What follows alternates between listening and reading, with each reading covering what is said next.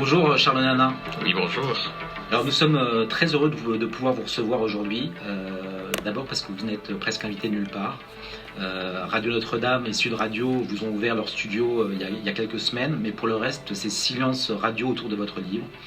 Votre travail gêne, dérange, au point que le 6 avril dernier, votre avocat, maître Philippe Prigent, a saisi le CSA, le Conseil supérieur de l'audiovisuel, d'une plainte contre France Média Monde et sa présidente, Marie-Christine Saragosse, pour discrimination et censure.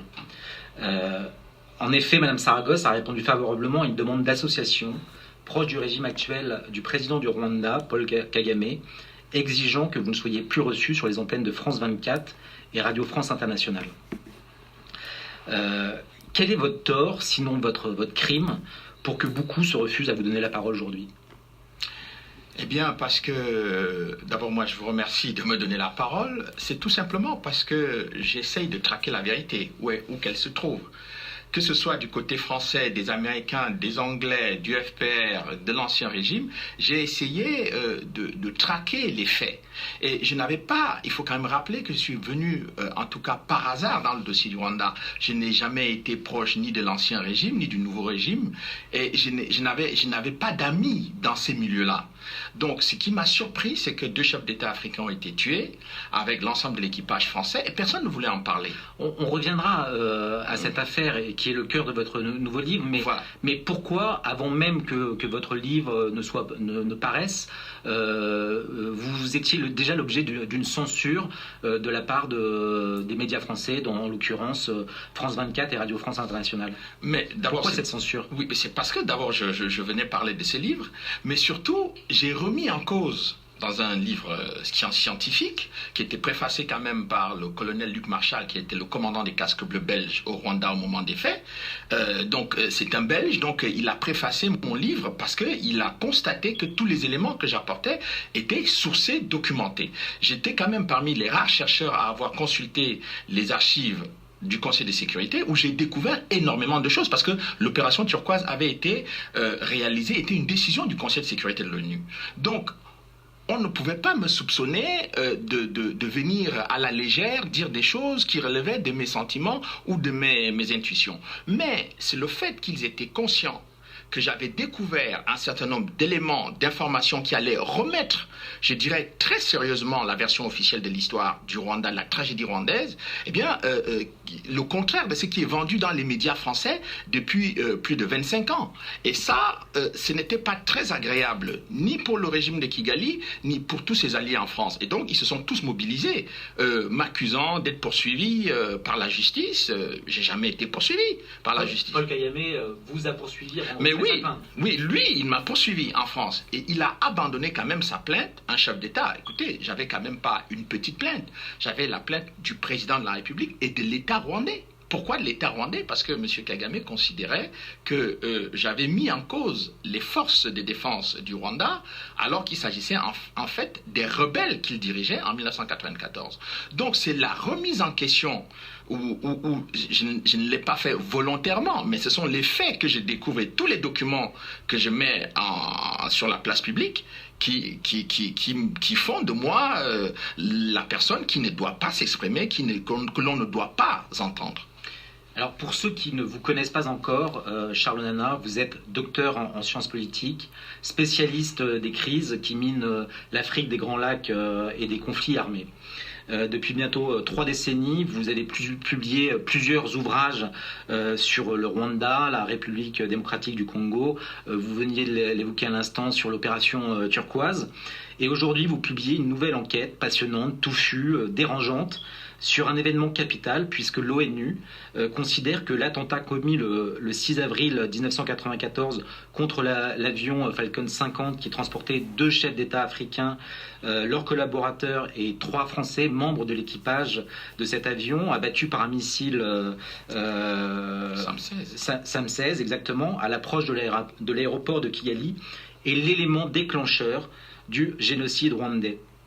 Pour que tout le monde comprenne, l'attentat du 6 avril 1994, c'est comme si on devait faire un parallèle, c'est l'attentat de Sarajevo qui a déclenché la Première Guerre mondiale. Comment vous expliquez que 27 ans après les faits, on ne connaisse toujours pas la vérité, et comment vous l'expliquez ? Écoutez, on connaît la vérité, mais on ne veut pas qu'on en parle. On ne voudrait pas que les gens aient accès à cette vérité-là. Et pourquoi? Parce que, comme vous le dites très bien, c'est l'événement qui a tout déclenché. Bon, vous avez dû constater qu'en France, on juge ce qu'ils appellent les génocidaires Hutus, on les arrête un peu partout, on en traque d'autres. Eh bien, on a persécuté par exemple un prêtre, le père Mounia Chaka, en France pendant 25 ans, avec les chaînes de télévision publiques, France 2, etc., qui sont venus intervenir dans cette affaire. Eh bien, au bout de toutes ces années, le prêtre a été totalement acquitté de tous les chefs d'accusation. Mais entre-temps, il a vécu un véritable enfer sur le territoire français.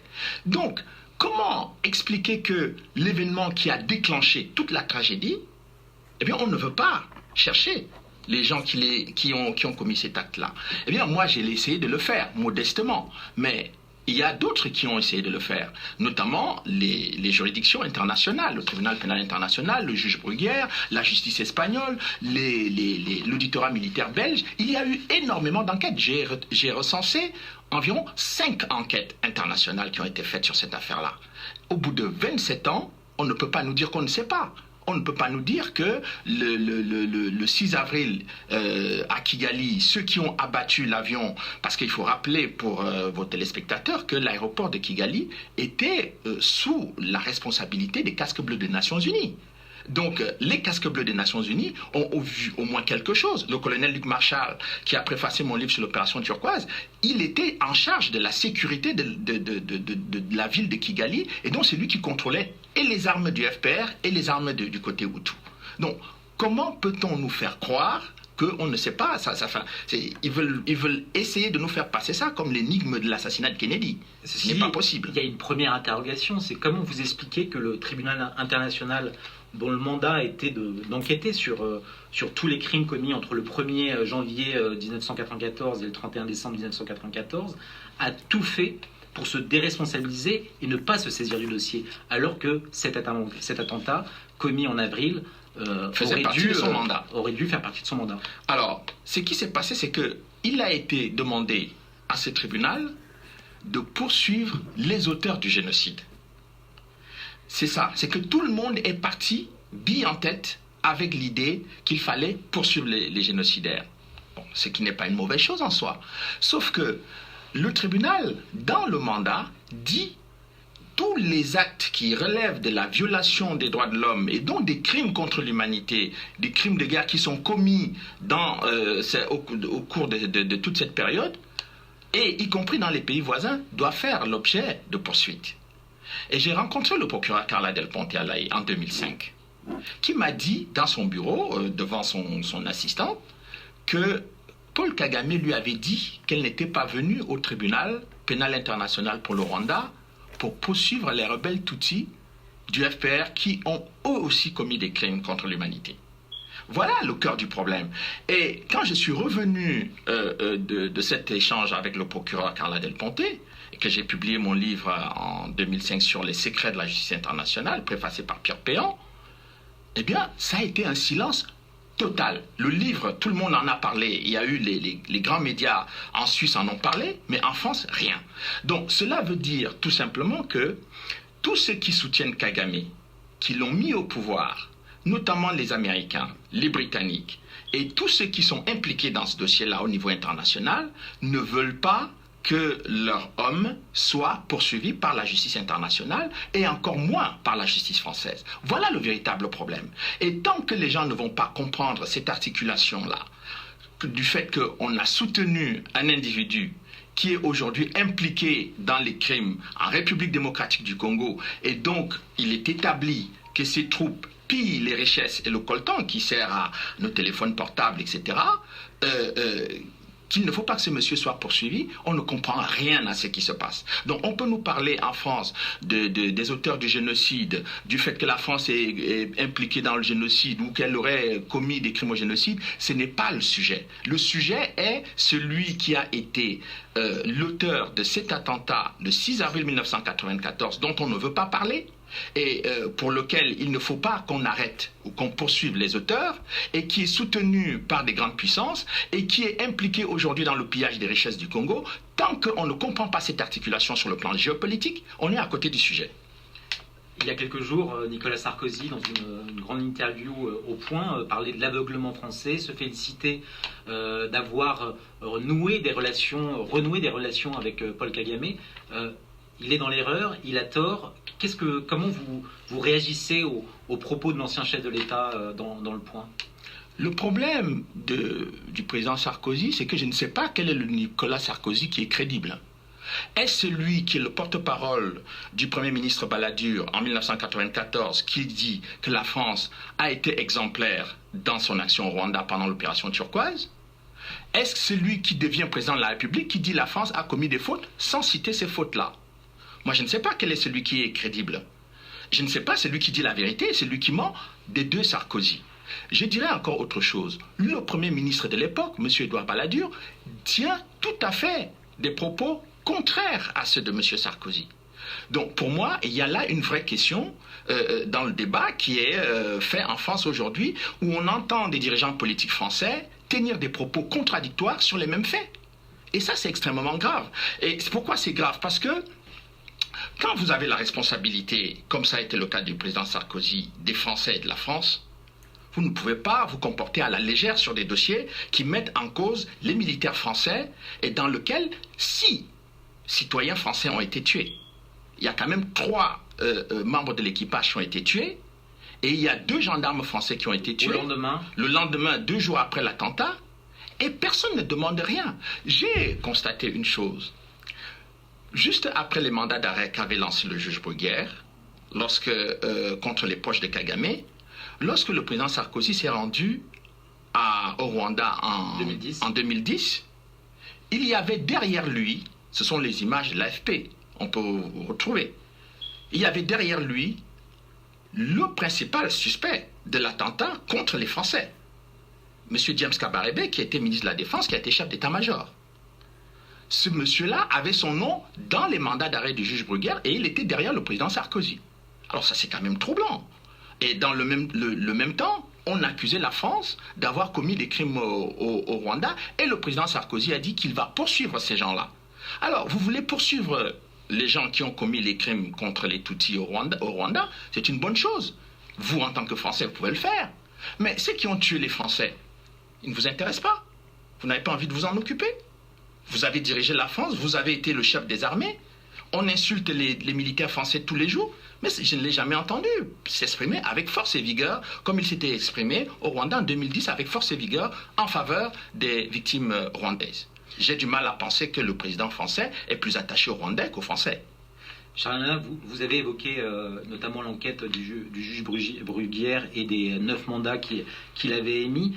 Vous avez évoqué les 5 enquêtes qui ont été menées. 4 d'entre elles concluent finalement à la responsabilité d'un certain nombre de personnes.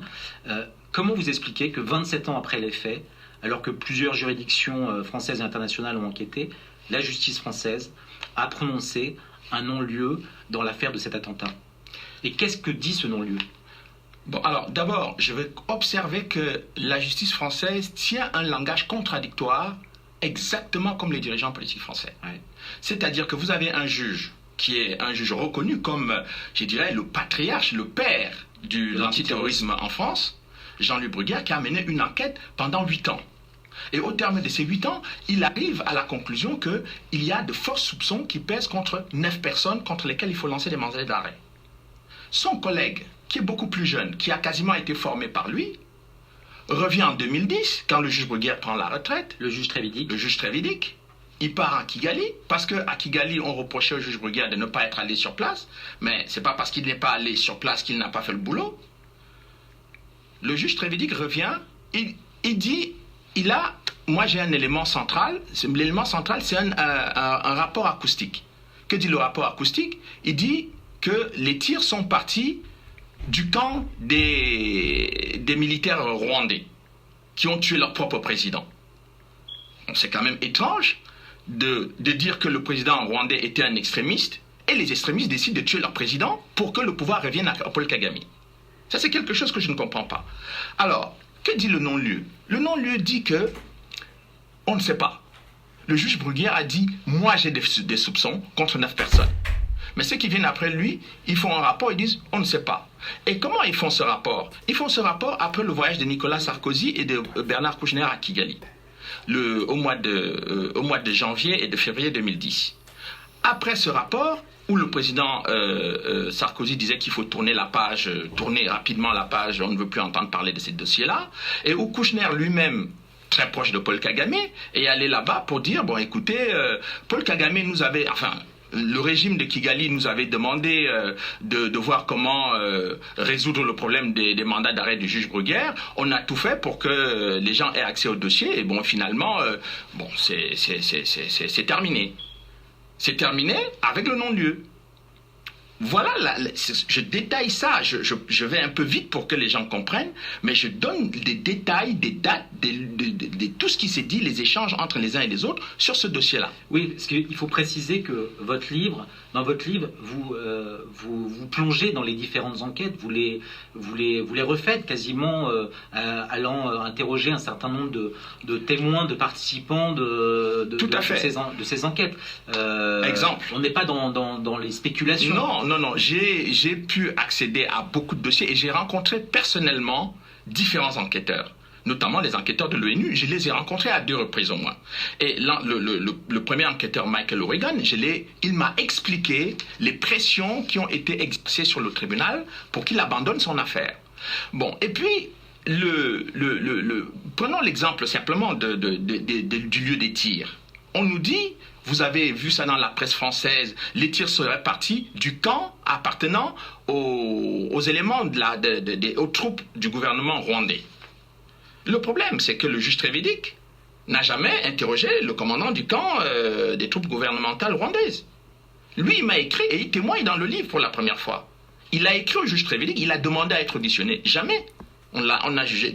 Mais ce n'est pas normal que si vous dites que les tirs sont partis du camp militaire, vous interrogez quand même le responsable du camp militaire. Mais pire, il y avait dans ce camp militaire, ou en tout cas dans les environs du camp militaire, il y avait des éléments des casques bleus de l'ONU qui étaient des observateurs étrangers.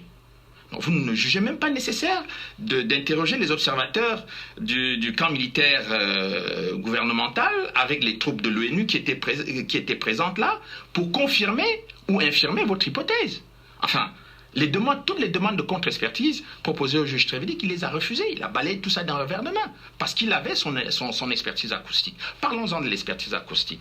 Vous savez où elle a été faite? En France, dans le Loiret, je crois. Dans le Loiret. Donc, comment vous pouvez être dans le Loiret, faire des tests dans le Loiret pour nous expliquer d'où sont partis les tirs à 6000 km de la France, c'est-à-dire au Rwanda? Alors que la géographie n'est pas du tout la même. Le Loiret, c'est un terrain plat. La ville de Kigali, c'est une zone de montagne, c'est un terrain montagneux, donc des collines. Comment vous pouvez avoir une diffusion du son sur les missiles de la même manière sur un terrain plat que sur un terrain de colline? Et vous avez des absurdités. Tout ce qui est irrationnel dans la logique judiciaire, dans la logique de l'analyse politique, dans le comportement, je dirais, le plus rationnel qu'on peut faire dans une enquête, tout ce qui est irrationnel, vous avez ça dans le dossier de l'attentat du 6 avril 1994. Et ça n'a l'air de gêner personne. Et vous avez des gens qui insultent les uns et ils vous disent oui, vous êtes négationniste, vous êtes ceci, vous êtes le suppôt de cela, mais personne n'accepte une confrontation intellectuelle de haut niveau avec vous pour vous montrer, crayon à la main, où vous vous trompez. Moi, je suis le premier à être prêt à reconnaître là où je me suis trompé. Ça ne me dérange pas. D'ailleurs, beaucoup de penseurs ont toujours dit que la réflexion ou l'effort intellectuel commençait par l'erreur. Mais comment voulez-vous que les gens qui n'acceptent pas de confrontation intellectuelle avec vous passent le temps à vous insulter sur les réseaux sociaux un peu partout? Moi, je suis formé à l'esprit cartésien et je veux qu'on me démontre par A plus B que, ici, M. Nana, vous vous êtes trompé. Et je n'aurai aucune honte, aucune gêne à reconnaître que je me suis trompé. Pour l'instant, personne n'est arrivé à me le démontrer, et donc je suis obligé de défendre au moins mon argumentation. On le sent ou on le pressent, mais par-delà les enjeux du Rwanda et au-delà même de la question des Tutsis et des Hutus et du génocide tragique qui a eu lieu, il y a des enjeux géopolitiques qui vont bien au-delà et qui dépassent ces simples questions tribales. Il est question de la place de la France, il est question de la place des États-Unis, il est question de la place de la Grande-Bretagne et d'autres. Vous l'avez déjà évoqué. Quels sont les enjeux principaux finalement autour de cette question rwandaise et de la République démocratique du Congo finalement? Alors, la question essentielle, c'est les richesses minières de la République démocratique du Congo. C'est pour cela que M. Kagame a été mis au pouvoir. On ne l'a pas mis au pouvoir parce qu'il était un démocrate. La preuve, c'est qu'il a passé 27 ans au pouvoir, alors que celui qui critiquait à l'époque le président Habyarimana a passé moins de temps que lui au pouvoir par rapport au nombre d'années que lui il a passé au pouvoir. Donc, il n'est pas venu là pour la démocratie. On constate également que de nombreux rapports sur les droits de l'homme sont accablants contre le régime de Kagame. Ça n'a pas été le cas sous le régime d'Habyarimana. Bon, donc, on ne peut pas venir nous convaincre aujourd'hui. C'est-à-dire qu'on a eu le temps de voir entre 1994 et 2021 ce qu'a été le régime de Kagame. Ses propres collaborateurs, tous ceux qui l'accompagnaient, sont en exil. Bon, enfin, une bonne partie est en exil aujourd'hui. Bon, que ce soit des militaires, que ce soit le Premier ministre, les ministres des Affaires étrangères, etc. Ils sont tous partis. Bon, eux-mêmes déçus de ce qu'ils ont soutenu. Donc, le but de tout ça, c'était de maintenir au pouvoir quelqu'un qui allait faire le job, comme disent les Américains. It's a bad guy, but it's our guy. C'est un vilain garçon, mais c'est notre garçon. Ce sont les anglo-saxons qui ont placé M. Kagame au pouvoir pour mettre la main sur tous les minerais qu'il y a à l'est du Congo. Et pourquoi? Parce que pour les États-Unis, en tout cas principalement, le coltan, qui est aujourd'hui un produit stratégique qui sert à l'aéronautique, à la fabrication des téléphones portables et des ordinateurs, c'est plusieurs milliards de dollars par an pour les multinationales américaines. C'est plusieurs milliards de dollars par an pour de nombreuses autres multinationales et c'est de plusieurs milliards de dollars pour les trafiquants.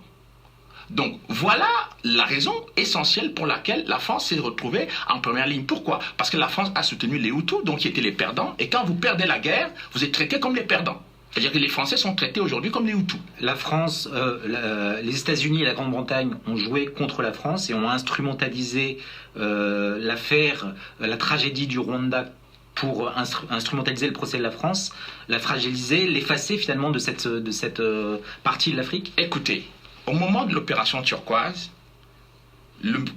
était une mission du Conseil de sécurité qui demandait que c'était une force multinationale. Les Américains ont refusé de participer à l'opération Turquoise. Mais qu'est-ce qu'ils ont fait à côté? Ils ont créé l'opération Support Hope, qui était une opération humanitaire. Les Britanniques ont refusé de participer à l'opération Turquoise et ils ont créé à côté une opération avec le nom de code de opération Gabriel, qui était aussi une opération humanitaire. Et ces deux opérations-là, personne n'en parle. Mais ces opérations sont documentées. J'en ai parlé dans mon précédent livre sur Turquoise. Mais tous ces éléments sont des éléments qui montrent aujourd'hui qu'en République démocratique du Congo, vous avez la Chine qui est là, vous avez les Russes qui sont déjà en République centrafricaine, donc qui guettent attentivement ce qui se passe en République démocratique du Congo, vous avez les Américains et les Anglais qui sont présents à travers différents groupes, les multinationales, etc.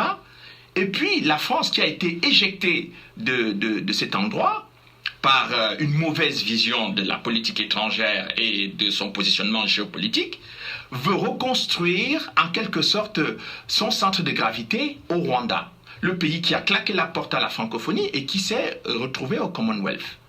Mais une fois qu'il se retrouve au Commonwealth, que fait la France? La France décide de lui donner la francophonie. Aujourd'hui, on a une dame dont c'est Libération qui a publié un article accablant sur la corruption et le traitement qui est fait par la secrétaire générale de la francophonie en France. Donc, voilà une personne qui est en France pour son bien-être, mais qui s'occupe très peu de la francophonie et beaucoup moins, on voit très peu les actions de la francophonie. Donc aujourd'hui encore, on apprend que le président Macron va se rendre au Rwanda ce mois-ci. Après avoir, on va recevoir également Kagame en France. Mais écoutez, quand vous voyez ça, vous comprenez très bien que puisque les États-Unis soutiennent Kagame, que tout le monde soutient Kagame, eh bien, on ne va pas être les derniers à ne pas soutenir Kagame. Voilà la démarche qui est la démarche de la France. Ce n'est pas une démarche de défendre une position géopolitique dans un combat géopolitique qui n'est pas un combat sentimental.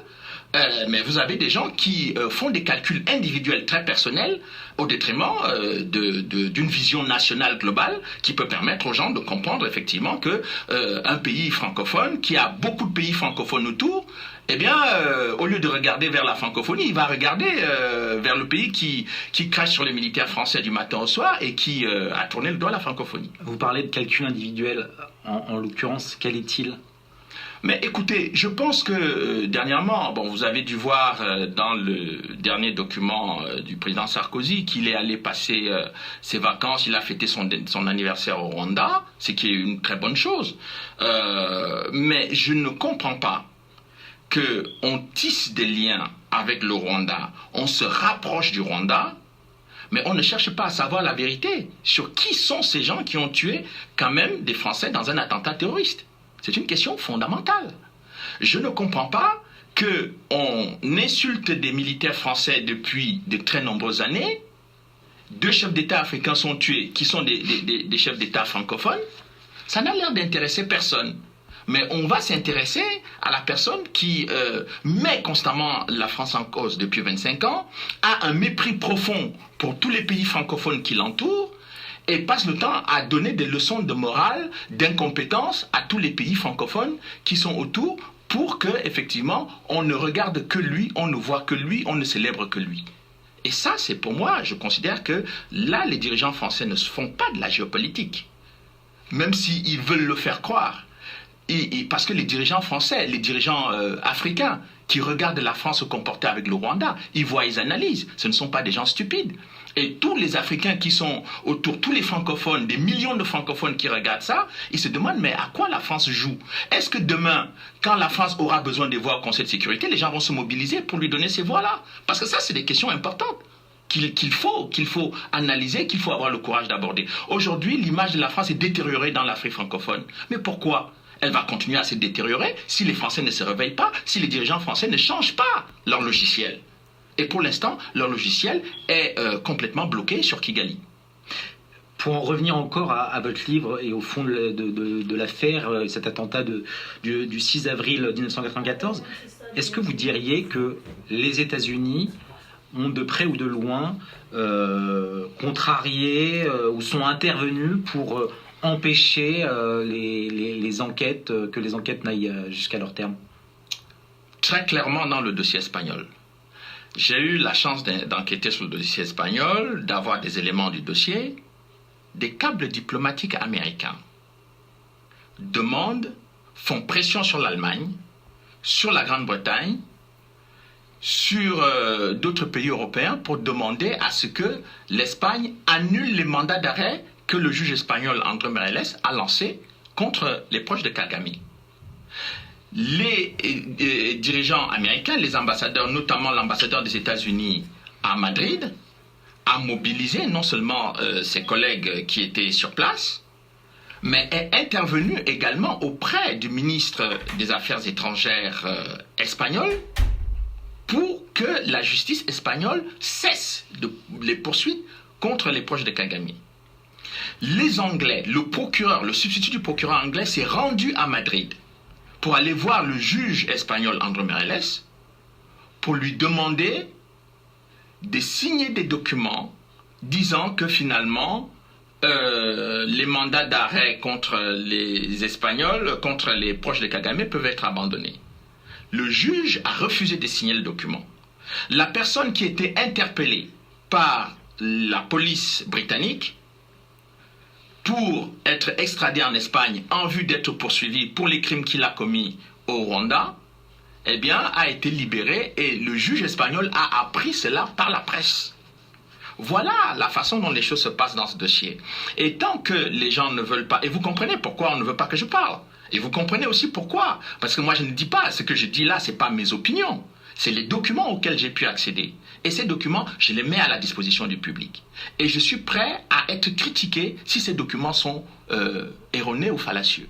Mais pour l'instant, personne n'a réussi, et je sais que ceux qui sont mes détracteurs n'ont pas la capacité de pouvoir remettre ces éléments en question, parce que ce n'est pas moi qui les ai fabriqués. Donc, évidemment, il reste une seule solution, c'est de m'empêcher de parler. Ben écoutez, nous sommes ravis d'avoir pu vous donner l'occasion de parler, de vous défendre, d'exposer votre argumentation. J'en reviens à votre livre que tout le monde peut se procurer, qui est documenté. Il y a des annexes très très conséquentes avec tous les documents sur lesquels vous appuyez votre explication. Encore merci d'être venu et bon courage. Merci Charles. Merci à vous.